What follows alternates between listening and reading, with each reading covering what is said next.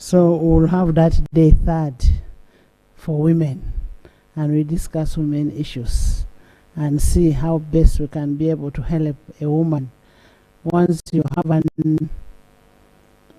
a woman who is empowered, then you have an empowered nation. So that's what we need to do. And we'll ask you to support our women out there to be able to come here. Honorable members, we've been having a number of issues in schools, and this still takes us to parenting. There is a kid who got drowned in a swimming pool. Teachers really need to take responsibility once parents entrust children to them. You cannot have a kid who has never gone to a swimming pool, just pushed there and he gets drowned. It's a very bad thing. We had a kid who was slaughtered in Soroti and dumped in a pit latrine. And after removing that kid, there were 4 other skulls in the same latrine. We had a kid who committed suicide in Seta. I think we need to do a lot of parenting for our children, and the teachers equally need to help us with these children. They need to understand the children they are dealing with. As parents out there, we need to do a lot of parenting, and teachers, once you're entrusted with people's children, please take responsibility of people's children. And we'll make sure that if it is you who is entrusted with a kid, you take personal responsibility as a teacher. If you think a school should be a school will be the one taking responsibility, you who is with a teacher should take personal responsibility. Because you can't be here, the kid doesn't know how to swim, you're busy on WhatsApp, and then at the end of the day, the school is blamed. It should be you who is with the kid. You take strict liability. I want to thank you so much, and I wish you nice deliberations. Yeah. Yes. Jessica? Thank you so much, Right Honorable Speaker, for the opportunity. I would like to thank you for the innovation on how best we can celebrate Women's Day for this year. I am seeking for clarity, one, on how we are going to invite the women to come to participate on 3rd, and the number of women that we can bring, so that we shall be able, as leaders of our districts, we shall be able to support.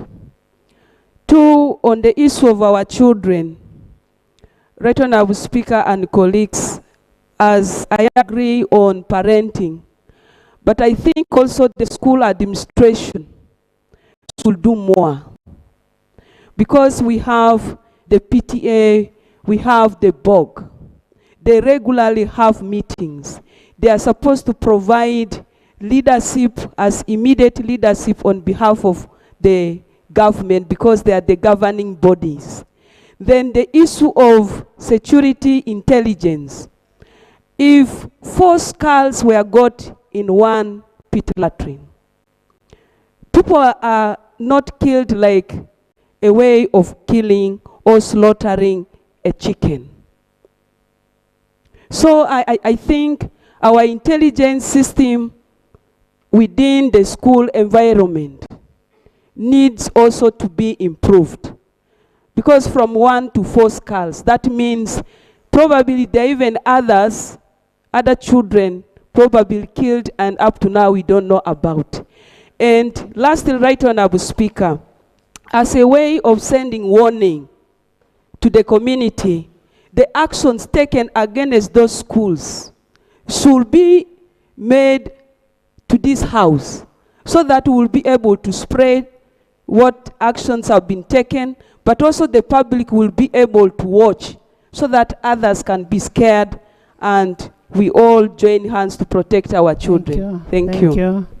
Thank you so much. The issue of invitation of the women to attend the session is going to be handled by CPS. We have a department of corporate planning and strategy, and they're handling that. And the issue of parenting, when we give our children to schools, to teachers, that is an extension of parenting. They become the parents of those kids. So by doing that, you have to take responsibility of these kids, the welfare of these kids. It's very, very bad for somebody to take a kid and then it's called the next day that your kid got a problem, is dead. It's very dangerous. Yes. Ed Dakas. Thank you, Madam Speaker. I would like to thank you for the initiative. You're all standing on communication. And honorable members will want to hear from the Minister of Education on what action they've taken, especially on that school where a kid was killed in the latrine. We want to hear from the Minister of Education. So government.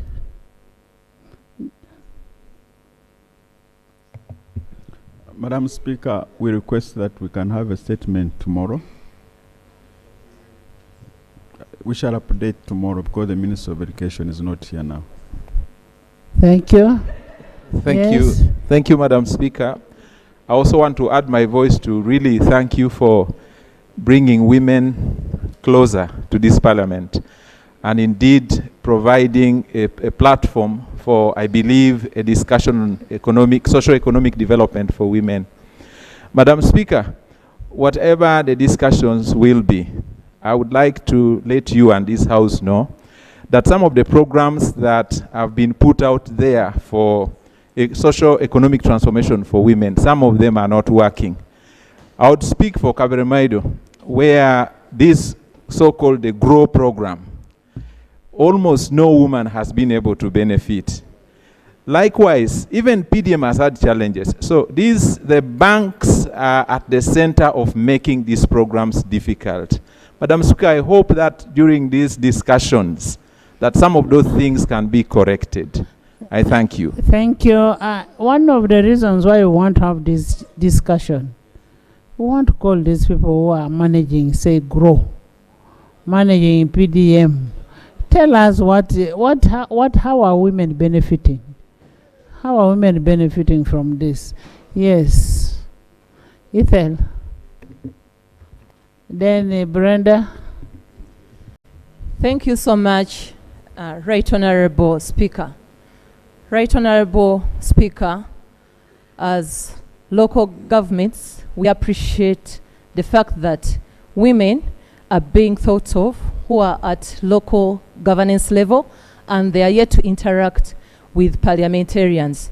We await that, and we are praying that even at a later time, we shall have the same extended, even though there isn't any funding in local government or gender, finance could quickly provide for something, so that at least as we have this discussion, which I know, Madam Speaker, you've already balanced, and many districts, especially from the different regions, are going to be involved, but a provision is also made that later on down. And Madam Speaker, as we go on to plan for Women's Day, we are praying that even the women out there who have been abducted, who are out in cells for no good reason, for only this time. They are gifted so that for Women's Day, they are given justice. And we see that at least Uganda is somewhere as far as matters of women are concerned. And not only women, but generally all Ugandans get justice as a gift. We are praying, at least for Women's Day. I thank you. Honourable members, just maybe to remind, what I had forgotten was I got a list of petitioners from northern Uganda, specifically from Lira. I think from Lira. From Lango. From Lango. And the petition was about representation of workers in the house. And their claim is there is no inclusivity, fairness, and equity in the representation. And for them, they believe, since in the representation of youth, people with a disability, the elderly, all regions are represented. So in their considered view, they think Section 8, subsection 3 of Election of Parliamentary Act on election of workers should be amended to include the region, not only include the gender.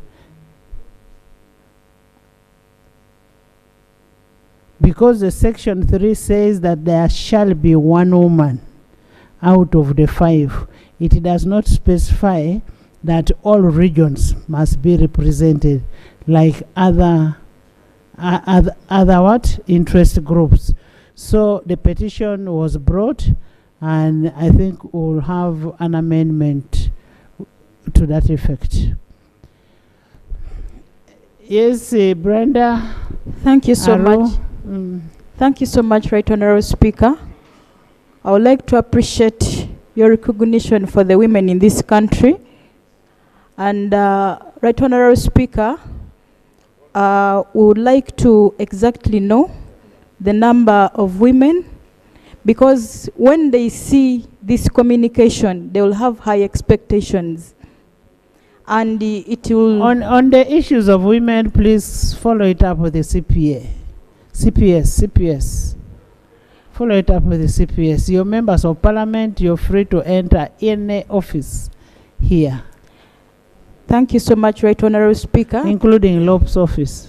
It will help us to give them the right information as they are members of parliament.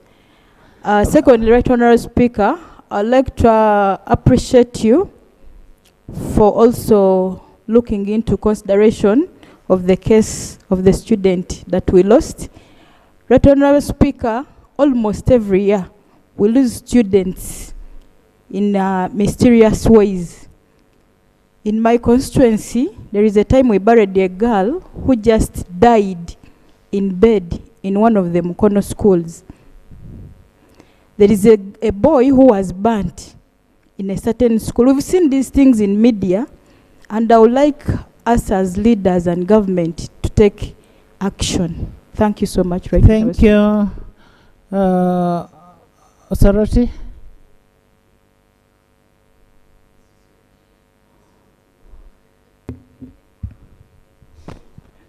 Thank you so much, Madam Speaker. And I want to thank you for lifting women and for loving women. And I would like to appreciate the concern or the update on sharing our Women's Day with our women down there. But my humble request, Madam Speaker, is that as it has been a norm in the few years I have been in Parliament, that we, especially the women members in the opposition, have been denied to celebrate the Women's Day in our districts.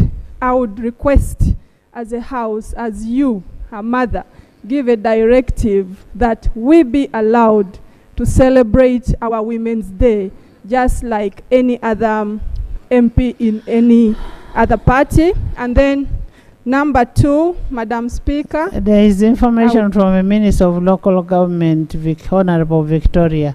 You get it, get it. Thank you very much, Right Honorable Speaker. In case there were difficulties in some districts for causes which we should know, it's not correct to give a sweeping statement that where there are women members of parliament in opposition, they are not allowed.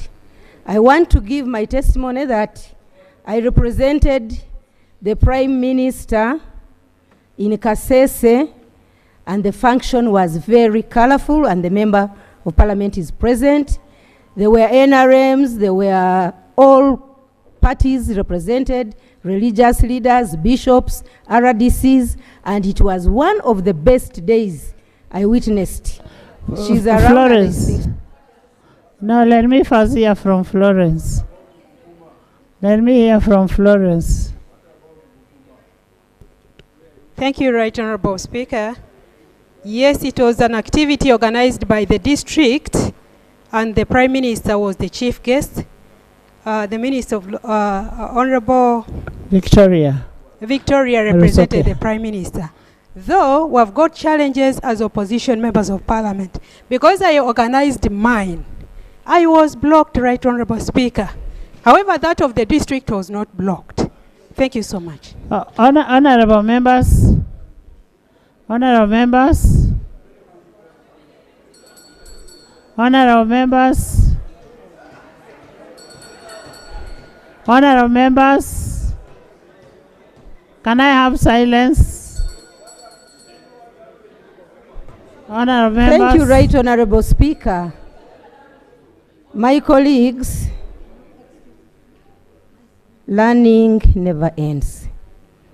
The moment you work as a team to celebrate one annual celebration, I think you cannot get a problem. So for the district to organize theirs, the woman MP to organize hers, is a reflection that there is no cohesion. I call for cohesion so that one day is celebrated and organized by all of you. Thank you. Honorable members. Honorable members. Honorable members. Our members of parliament, the women members of parliament from opposition, had an issue that they reported to this house. One can give an example of Susan.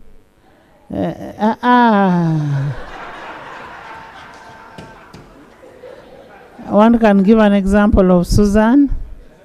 Prime Minister, all what these girls are asking for.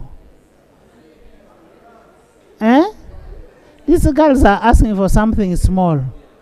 That they want to celebrate a Women's Day with their women. They want to celebrate a Women's Day with their women. This is election time. How will they go to the field there and you're not allowing them to associate with their women? You get it, eh? Let me tell you, by now, electors out there have decided whom they will vote for. However much you influence how. But don't deny them to celebrate. Don't deny them. Let them have a celebration with their people, so long as it is a peaceful celebration. There is no problem with that. Yes. Wait. The Prime Minister. Right Honorable Speaker, I just want to thank you, Right Honorable, for expressing the women the way they want to express themselves in their constituencies. I just want to say in an orderly way. Yes, the NRM government has brought freedom for women. It embraces women, and all the women, you are supposed to celebrate with your women when the Women's Day comes. I'm even here to be invited to come and officiate at your Women's Day. All women, please you are allowed to celebrate with the women, because there is no need of again being refused to celebrate with the women. But what I would also want to say, we need cohesion. Like the Honorable was saying, if we have a Women's Day for the district, please come and join us. Come and join the district so that you celebrate the Women's Day with the district. It will be a very good function to see you when you are with your women. I thank you. Thank you. Jonathan? Madam Speaker, I wanted to raise this issue before the Prime Minister spoke. One of the challenges that has been expressed here is because of the expiry of the mandate of the National Women's Council. The Electoral Commission released the roadmap for general elections, including the different special interest groups. One that is missing conspicuously is the National Women's Council. Their mandate expired in 2022, and there has been an extension. The meeting that will be convened here, if that council was functional and had the mandate, fresh mandate through elections, some of the issues coming here would have been discussed there. So I wanted to bring to your attention first to require government to liaise with the Electoral Commission to explain why the election for National Women's Council of all the special interest group is missing from the general roadmap that has been released. What is so special around that? But also too, so that when you meet on Monday the 3rd, Prime Minister, are you getting it can that be you need to an find item on out? the agenda. Have you finished, Jonah? No. I was telling her to cause. But I can, Right Honorable Speaker, the question for the women missing on the roadmap, I think it was just an oversight. Yesterday we discussed it in cabinet. The women are supposed to be included on the roadmap, and yesterday's cabinet we raised it, and they are going to be included on the roadmap. I thank you. Can you get in touch with the Electoral Commission and let us know whether it was you're with them? So let's have that done, and we have the election for the National Women Council. Yes. Thank you, Madam Speaker. But Soroti has not finished. Soroti, you're not repeating on the issues of Women's Day. You ladies celebrate your Women's Day, but within the law and peacefully, in an orderly way. Thank you so much, Madam Speaker. And we should also be allowed to invite chief guests of our own interest. That is one of them. Okay, Madam Speaker, I want to say something on the issue of a 6-year-old child who was slaughtered in the toilet. Madam Speaker, in Soroti, Madam Speaker, there is vivid evidence about this slaughter, and I want to thank the police that have managed to handle the issue. And I want to request that as a mother, as leaders, we follow it up closely, because this team of people should actually, if it was under my reach, possibly would have also been slaughtered. Because it is one of the children, it is evidence that one of the children testified. They should face the law. That should Madam not come Speaker, from a leader like you. Should face the law and be worked on as they also worked on the child. Madam Speaker, this has raised tension in the city, and many of the people are really aggrieved about this issue, and we need the ministry. I was actually surprised with all the leaders of Soroti. Nobody had ever raised this, and that's why I was forced to bring it up. When I saw you here, I said, I think I am now seeing Soroti. Nobody brought it up all these days. Yes? Somebody is giving information. I'm giving information. It is on that, a very serious matter, that of the kid. Thank you, Right Honorable Speaker. Right Honorable Speaker, that incident happened, but like the Honorable Member thanked the police and government for the swiftness in doing things. So immediately they took over, made arrests. Police is under government. Don't worry. Immediately they took over, they arrested the directors of the school. All the accomplices were also arrested, arranged to court. The school was closed, and it was, I think, it wasn't the first time it was happening. I think it was happening over time, but this time they were able to, with this child that died, it was really a sad moment. And indeed, this will not continue. We will ensure that there's more vigilance, and like you have stated in the opening remarks, you said that we should parent, because also this was a little bit of negligence from the matron. Even when the other child had seen the problem, she ran to the matron chased her away.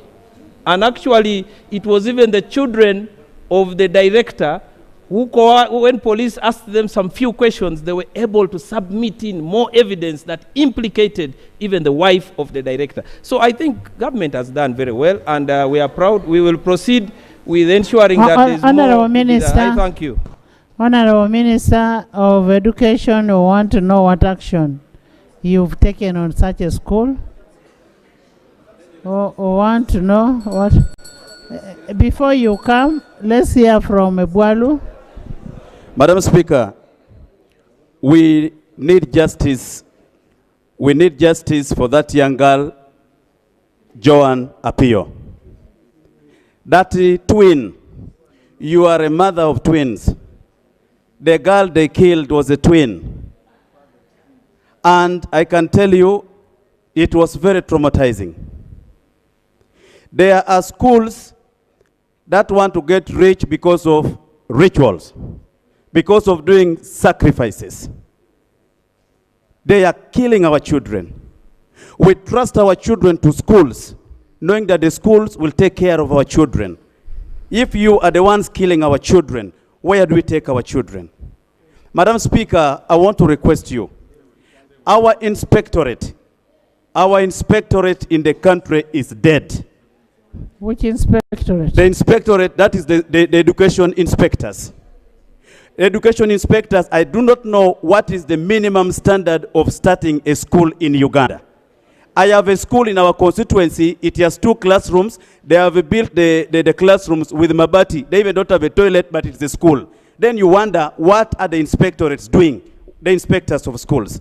Madam Speaker, I want to appeal to you. I think that's of standards. In the ministry. Madam Speaker, I want to appeal to you that you interest yourself in this matter. This matter should not be managed locally in Soroti. The file will be missed. I want to appeal to you, Madam Speaker, that interest yourself in this file so that we follow this matter to its logical conclusion. Honorable Minister, this case is a very serious issue. It's a very, very serious issue. You're owner of a school. You know such a thing can happen to your school one time. So the earlier we stop it, the earlier we stop that, the better. What action have you taken on that school?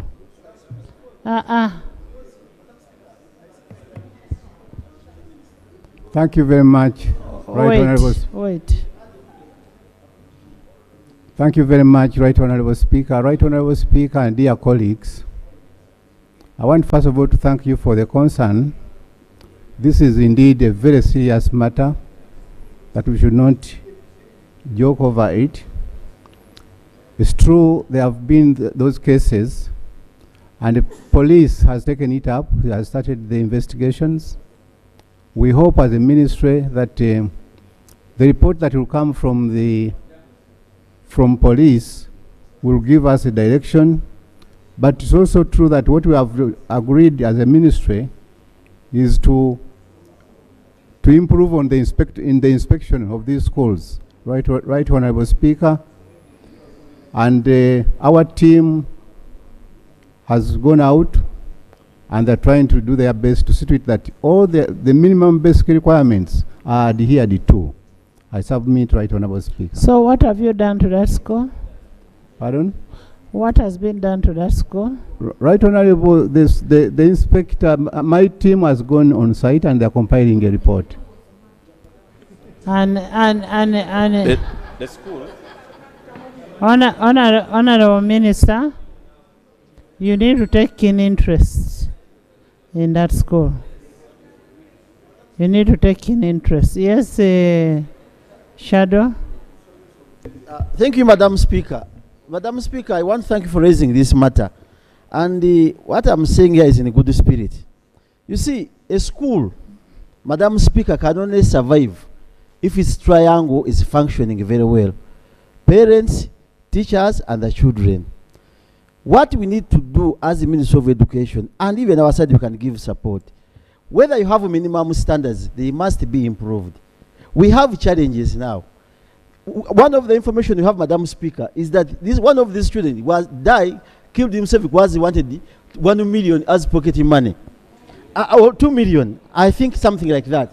Once, Madam Speaker, honourable members. That is a different version. It's a different version. That's a different version. Yeah. We are talking about a young girl slaughtered in a toilet where an outsider came and slaughtered a kid in the toilet. Madam, you get it, eh? Madam Speaker. Listen. Now, the other one where a boy wanted 2 million shillings is different from what we are talking about. And that's where we are saying, now this calls for parenting.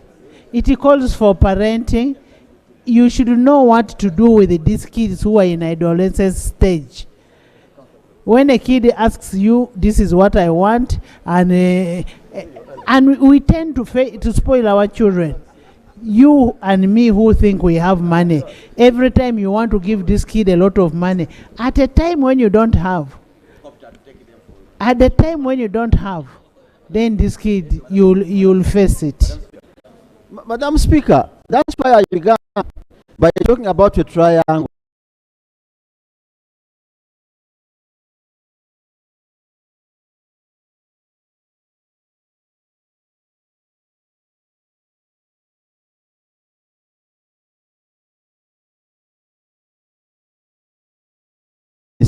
We have to revisit the minimum standards.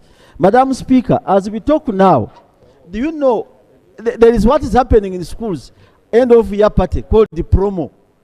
Parents are all sweating. All these are challenges and they cause anxiety in the children. One parent cannot afford giving a daughter of his makeup and dressing, which is worth 3 million above the school fees he pays for 1 day. And then a chopper is taken to school where a child is going to move with a chopper to get her friends and all that. A limousine. These are challenging factors that are causing anxiety and can end up making children kill themselves or fight others. But what I'm requesting, Madam Speaker, as members, we request the Ministry of Education, let us sit down and look at those standards. When you talk about a swimming pool, Madam Speaker, is it among the minimum standards of a school? Once it is there, what do you have to put in place that allows swimming pools and all those factors in schools? The moment you don't have them, challenges are on parents, challenges are on school owners. Madam Speaker, I can tell you one scenario. One time I went to a boarding school. A child, they allow them to call their parents at 100 shillings per minute. A child talked to his mother for 10,000 at 100 shillings per minute. Now, you gave my child to a boarding school. Now, at school, you are calling me above 1 hour.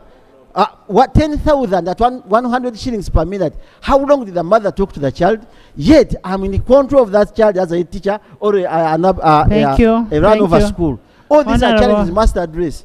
Honorable Minister, you will bring a paper to that effect, and we need to have minimum requirements for every school. If it means not visiting children and food is provided for at schools, it should be this kind of having classes in schools should